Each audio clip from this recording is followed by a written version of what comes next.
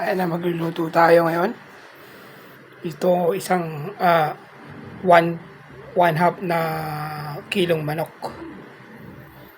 So, thigh and leg yan. Tapos, sibuyas, bawang, tapos luya. Siyempre, ang ating bidang Ajinomoto, tapos patis. And then, miswa. So, kulang tayo ng... Okay. So, wait lang. Kunin natin yung ating wok. So, ito yung ating wok. Oh, yun o. So, medyo madumi.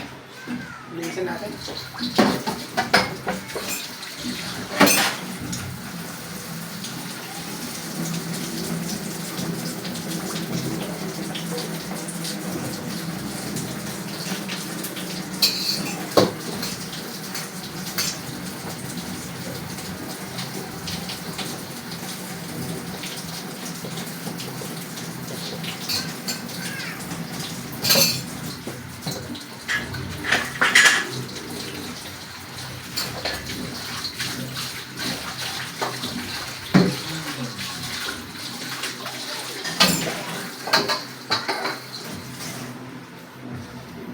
ayun na. Okay. Yan yung wok natin.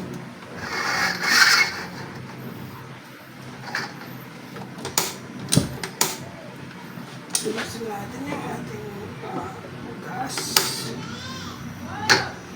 Okay. Ayun na, papainitin lang natin yan, guys. Tapos, gigisin natin yung manok.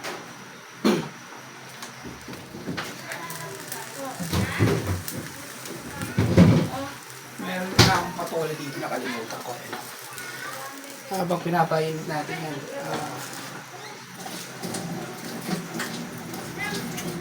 balatan natin tong patola natin.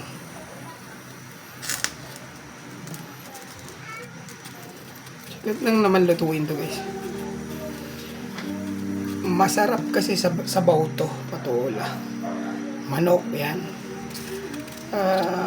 Ang nilalagay kasi nila dito usually sotanghon, pero sa akin miswa miswa ang nilalagay natin. Mas masarap sa sabaw, guys.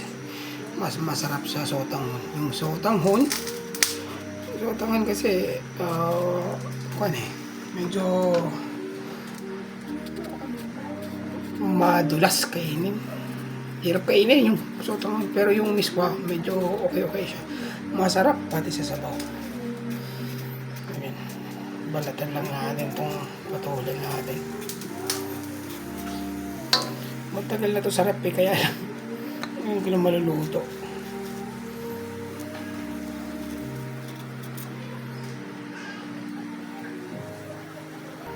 So yan, guys, i-start na natin igisa yung sibuyas bawang natin. So, para sa paggisa ng manok. Ayan. So, mantika lang. I-season lang muna natin tong wok natin, guys. Ganyan mag-season. Simpleng seasoning lang. Simpleng season lang ng wok. Ayan. Para paikutin ba yun. Para hindi dumikit yung kawali. Dumikit yung ginigisa mo. Kailangan painitin talaga ito ng maayos. Ayan. Tapos ayan. Siyempre yung ating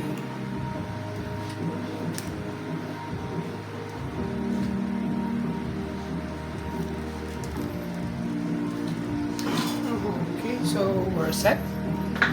Una, i-iisa muna natin yung sibuyas bawang. Sibuyas bawang. Okay, so halo-halo na sila.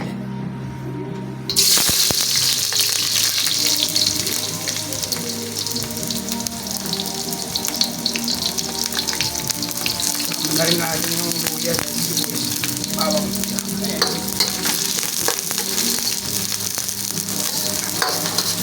Kunin lang muna natin yung aroma niya. Ayan natin lumabas yung aroma ng ating pampalasa. Sibuyas bawang luya lang yan. Parang pang tinola lang, guys.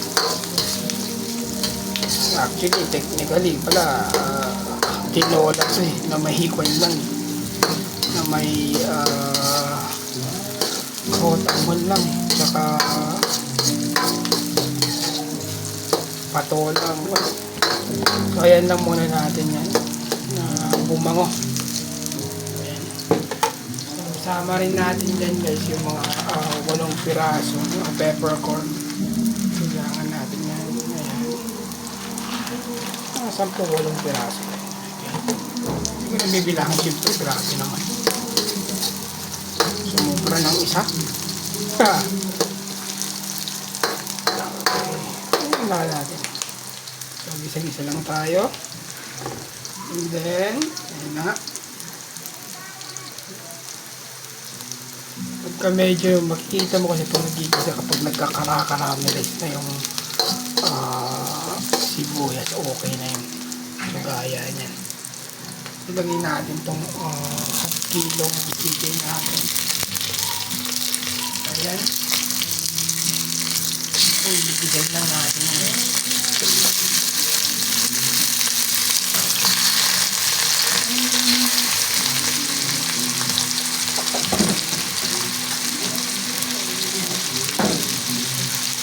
Ito ang number 1. Minsan pagka nagtinola kayo, nagtinola kayo, nag-iisa. Ang number 1 talagang upan mo dito is yung pampalasa habang nag-iisa. Kasi pag sinabawan mo yan, mawawala yung lasa ng manok. Alat pala ng asin. So dito maglalagay na tayo ng bagyang bechin. Ayan. Ginomoto. Baka naman. So lalagay din tayo ng konting paminta. Ayan, may ground tayo, may peppercorn tayo. Kanina. So ayan. Halo-halo lang. Kung nag-iigisa ka dapat malakas. Gutom na.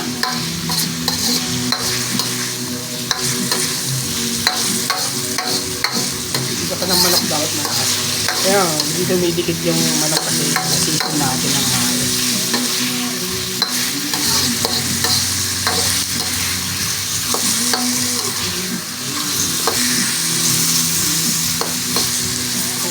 Tapos, syempre, wala tayo masin. So, lalagay tayo ng pampaan at patis lang.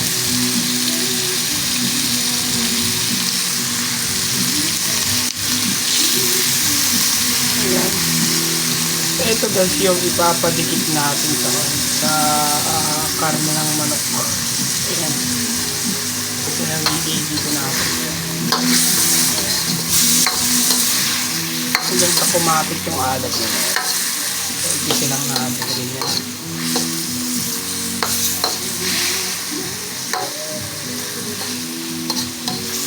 Kasi magtutubig yan eh. So, gagawin natin dyan para magtubig. Lalagyan natin ng takip.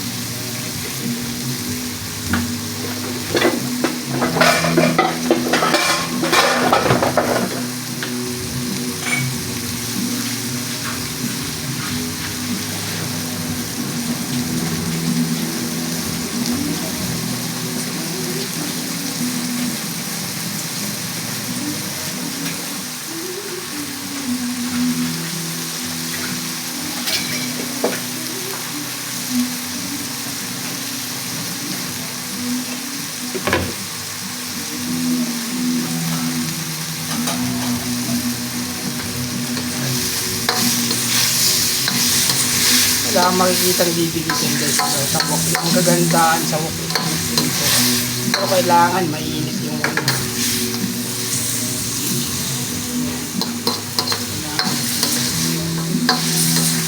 make sure na yung lasa kanina paminta at saka patis na ipanood mo dun sa karne ng manok. Yan, takpan lang natin yan. Magtutubig kasi yan guys. Takpan natin. Simmer lang muna natin. Huwag muna tayo magsasabaw.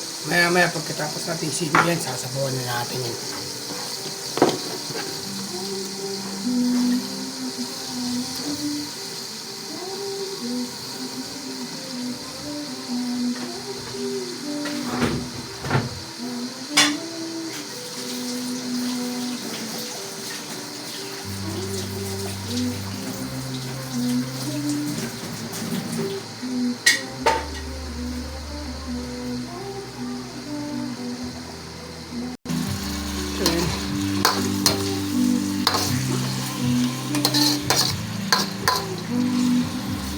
Igayin pa natin guys.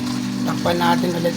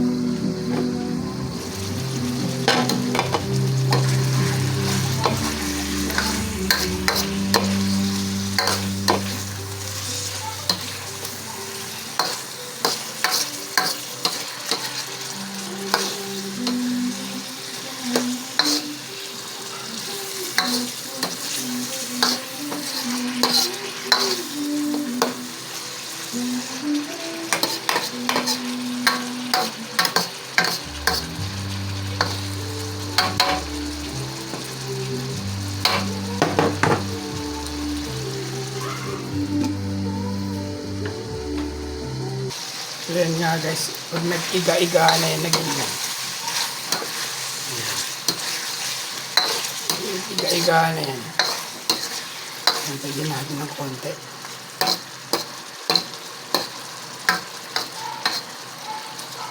Ayan.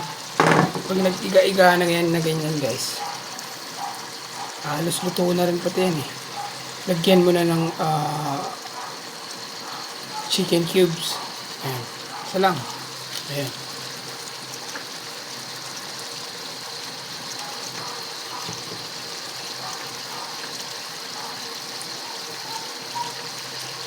Paglagay mo kasi nun guys, kailangan mo lang siyang tubigan. Ayan. Tutubigan mo na siya ngayon. Ayan.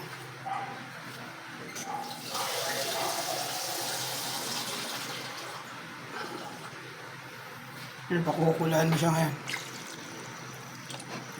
Okay.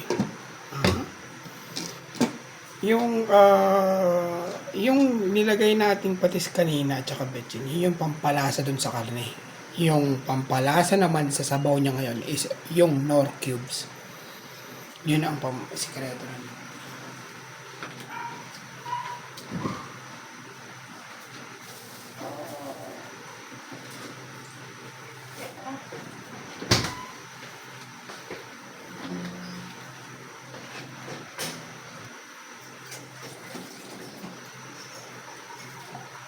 Yun natin ng sili. Pampabango yan guys. Siling haba. Ayan lang natin yan nakumulo. Laksan natin yung apoy. Ayan lang natin nakumulo at lumambot yung manok. So balikan natin mamaya guys. Check lang natin guys. Ayun talagang parang tinawalan na talaga.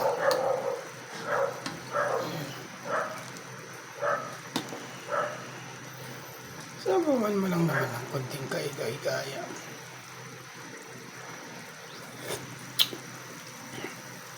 Ang sarap.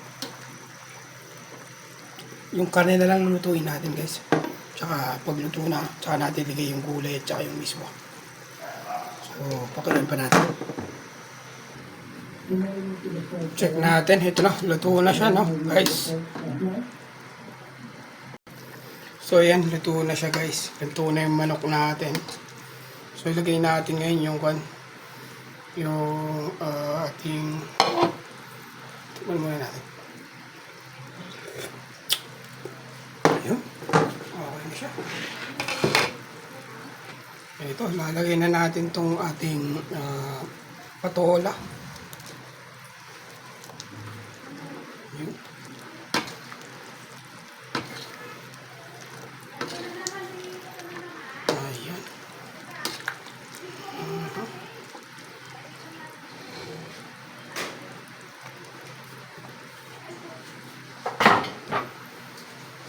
Yan, dagdagan ko ng konting tubig guys. Konti lang naman. Ayan, pakuluan natin.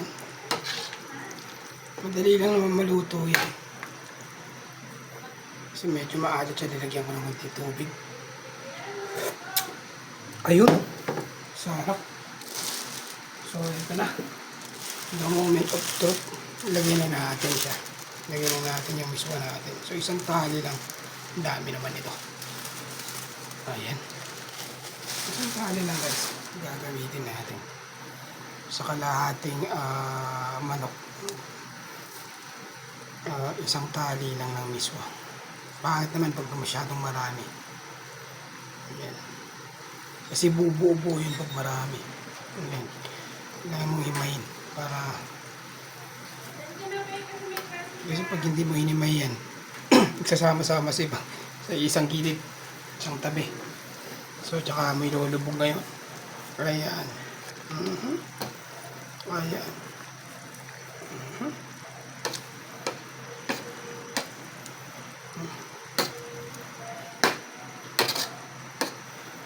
Ayan guys, anong masasabi nyo sa ating chicken patola with miswa?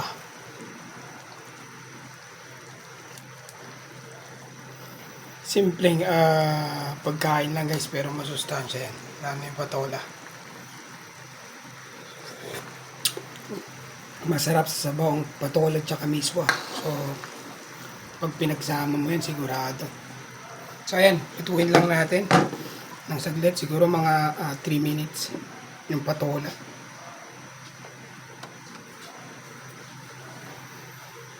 Saglit lang maluto yung patola guys. Ito na guys, after 3 minutes, the moment of truth. Ayan lang. Malapit ko ng sabaw. Ayan na. So, okay na siya. Luto na siya guys. Enjoy na natin konti. Matawag yung aso ko. Che! Come here! Ito na. The moment of truth. Kasarap. Ayan na. Ayun o. Kasarap. Kasarap.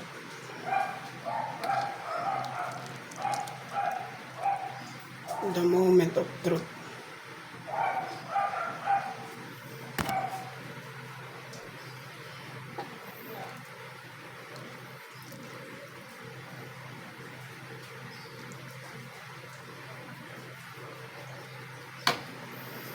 Sa mainit na kanin guys.